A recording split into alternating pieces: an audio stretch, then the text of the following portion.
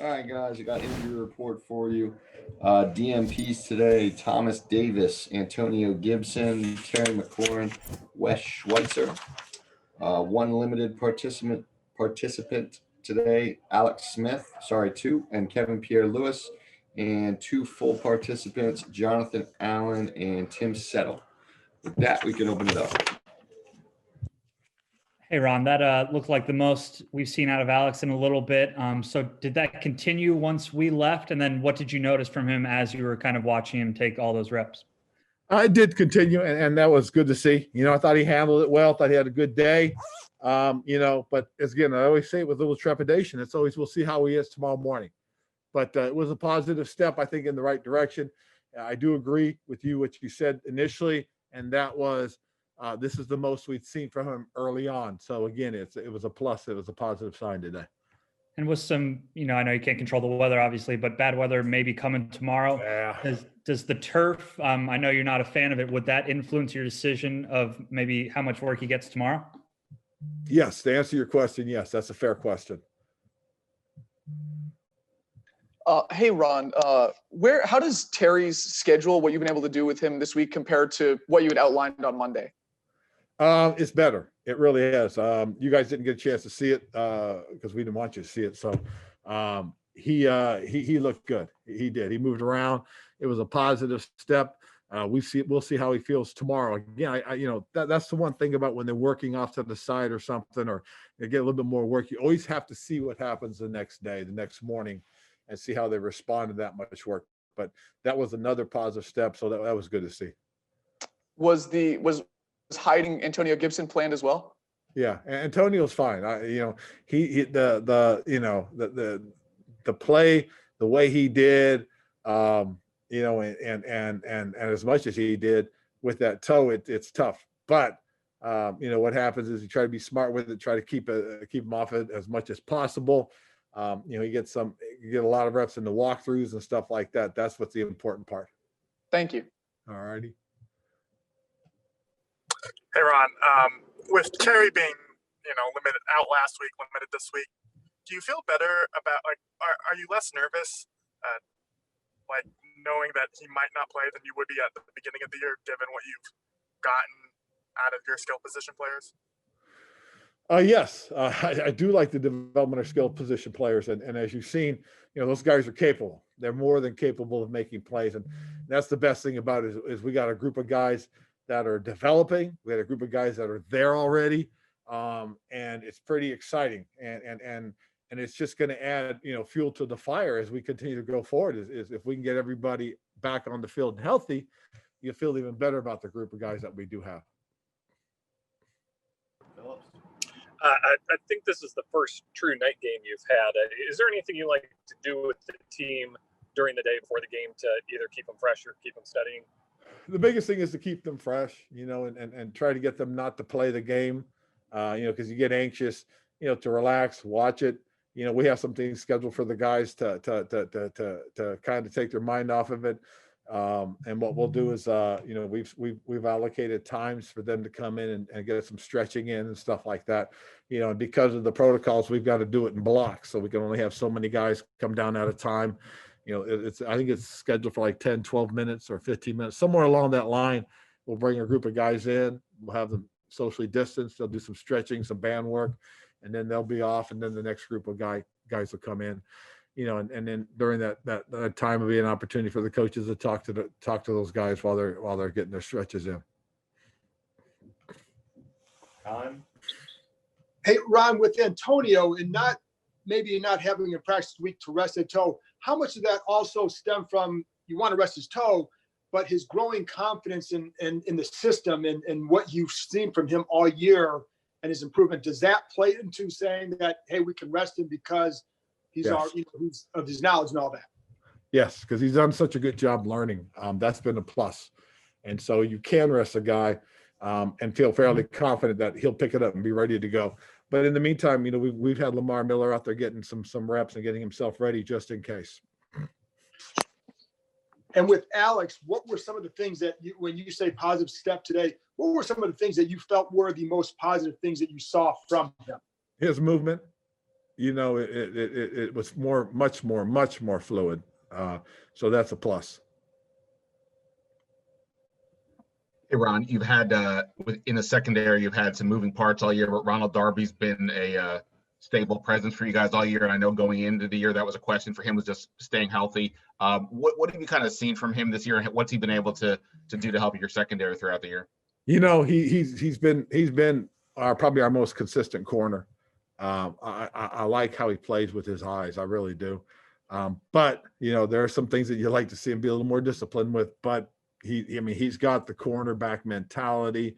He's got good movement skills, and he's done a great job in our system for us. And just that group in general, it has been one of the more consistent groups in terms of just the personnel you've had, especially since Kendall came back. What have you seen from them all year, and what's the key for them going into this specific game against a guy like Jalen Hurts?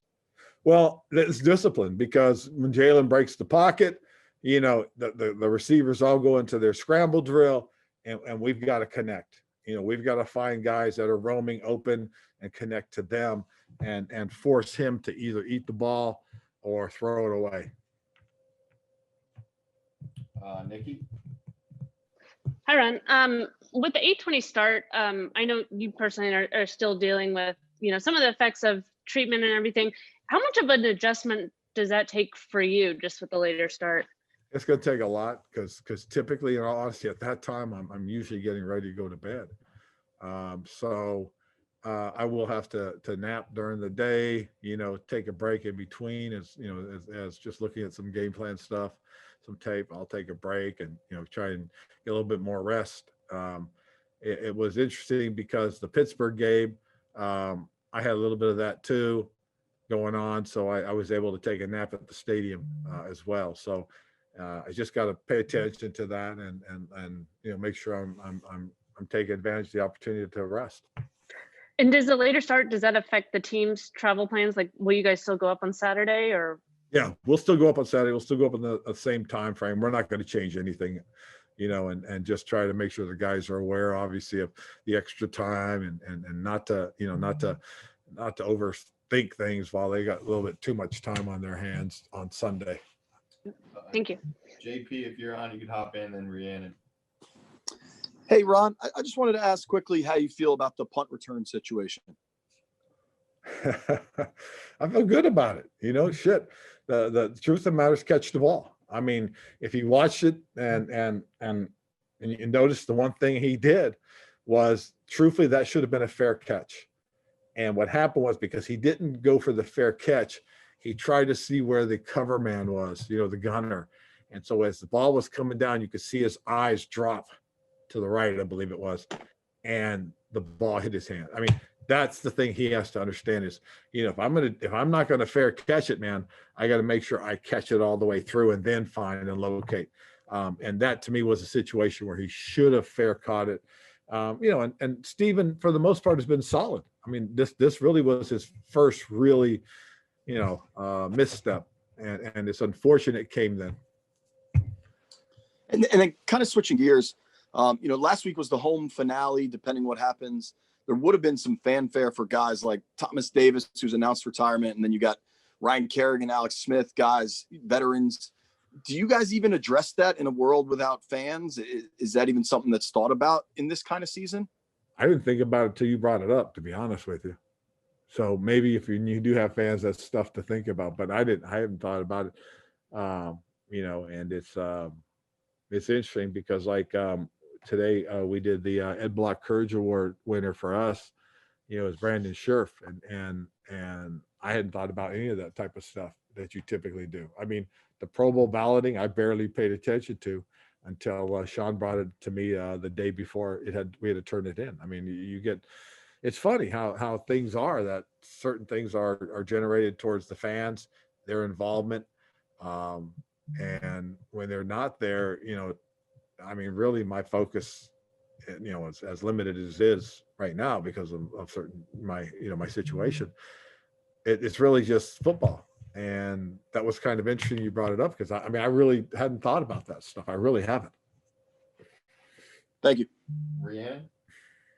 Hey, Ron. We've seen that, or we haven't really seen per se, but Thaddeus Moss is a player that has come back and been on the side. Kelvin Harmon. Just what have you seen from those guys that have been kind of, doing their rehab kind of privately at this point in time? But what have you seen from those guys, Ryan Anderson included, working on the side?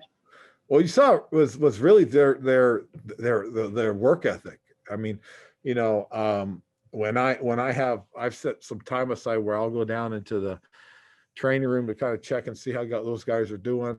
I'll go into the weight room and kind of watch those guys as they're doing their rehab. And it's interesting. You could see how hard they're working to get back. And that's a pleasing thing as a coach, is to see these guys that want to get. I mean, Kelvin has done such a great job, and Thaddeus, and watching Ryan right now, get his work in. I mean, that's what you want to see from those guys.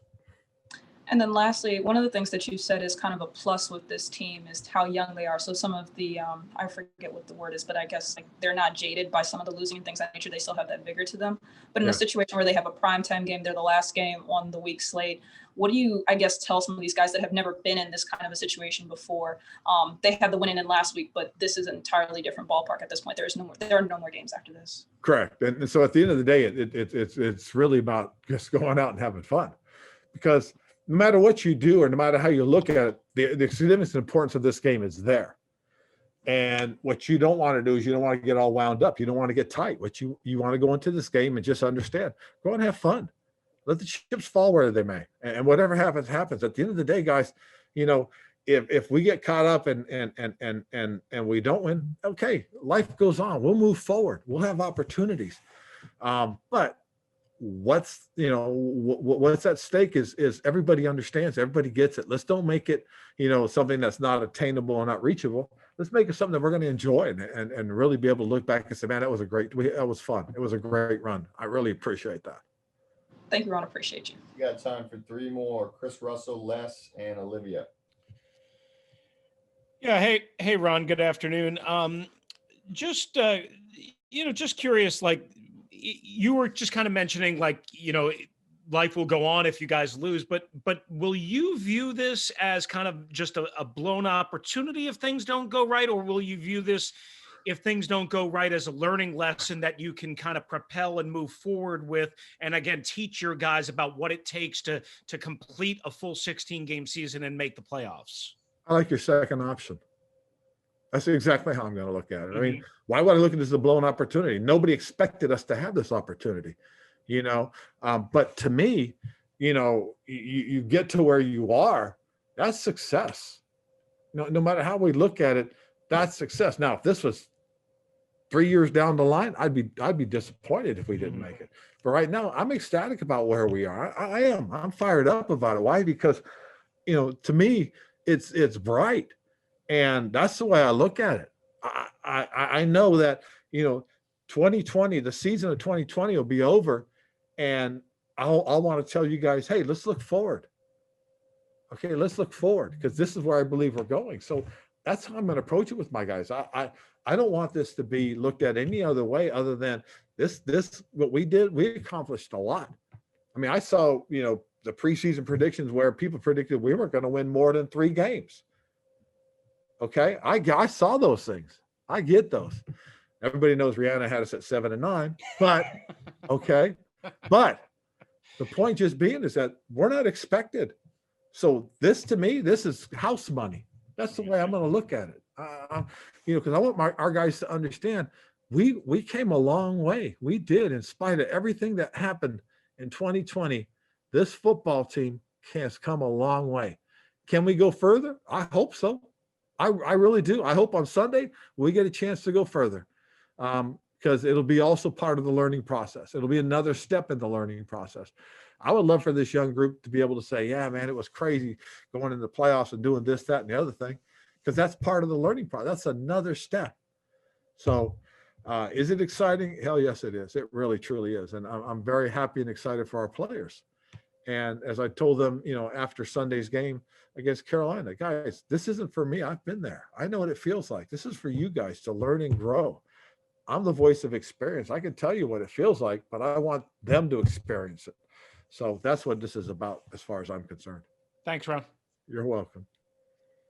Hey Ron, I think this will be today would be the 1 year anniversary of you agreeing and signing the contract and taking the job here. And I guess I was just kind of wondering what you imagined on that day that 2020 would be, because I'm sure you couldn't have imagined any of this. I couldn't imagine anything like it was, to be honest with you. But I did imagine getting a team of really good young football players and developing them. That's what I imagined, that our coaches would get an opportunity to shape and mold and teach.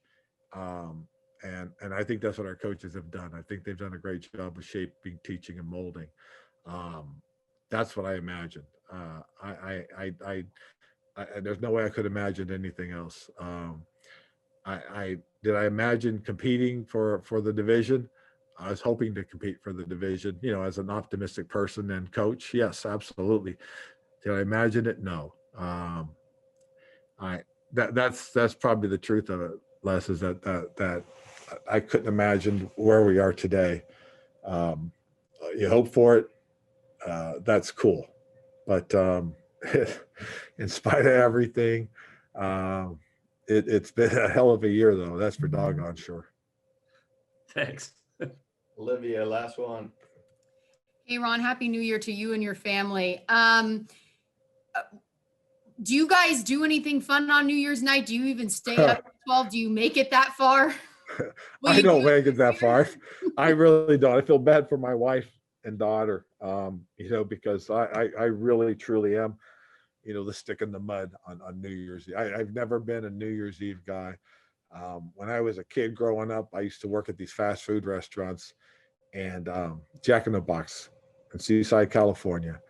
And I worked New Year's Eve.